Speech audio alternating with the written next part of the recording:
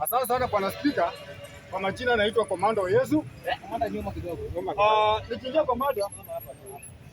Nikiingia kwa mada Bwana Spika, jambo la kwanza nataka kushukuru wale wanaolekalao kwa kazi nzuri ambayo wameonyesha taifa la Kenya, kwa sababu tuliona serikali na kiburi yao wakati ambao walikuwa wakikampeni kule, walipepa resources zote, kila kitu wakamwaka huko, lakini wananchi walukalao walisimama na mtu wao.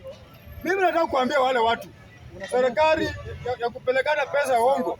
Saa hii Wakenya wamechanuka. Sasa utapeleka pesa, watu watakula pesa yao na watu kupitia kura.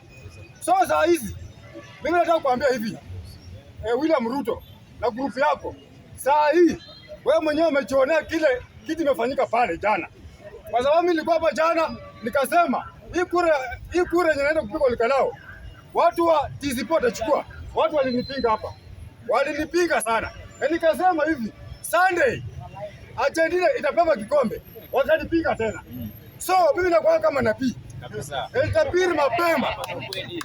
Nitabiri mapema sana. So ile kiburi yenye Ruto amekuwa nayo katika nchi hii, watu wenye walikuwa kwa kiti nao Kikuyu. Kweli si kweli? Hao ndio walikupatia kura milioni 7. Hao wengine walikuwa others. Lakini kiburi imeonyesha hao watu wa Mlima Kenya.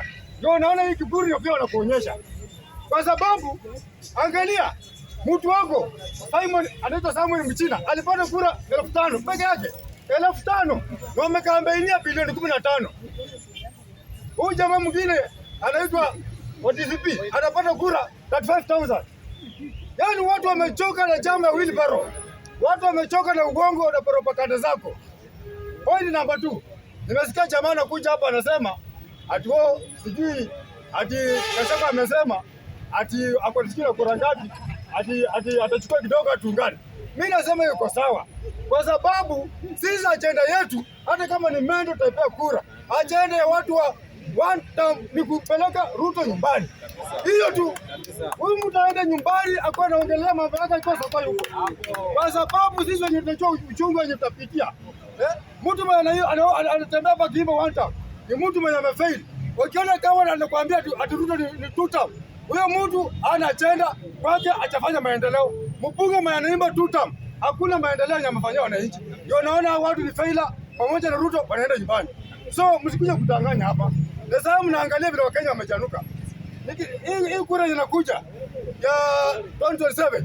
Saa hii United Opposition na lile mwananchi wanaenda kushikana, wanaenda kuwa kitu kimoja. Na saa hii kijana wetu Edwin Njoroge Sifuna amesimama na yeye anaenda kupigania wananchi kama mkombozi wa kesho. Asante sana Bwana Spika.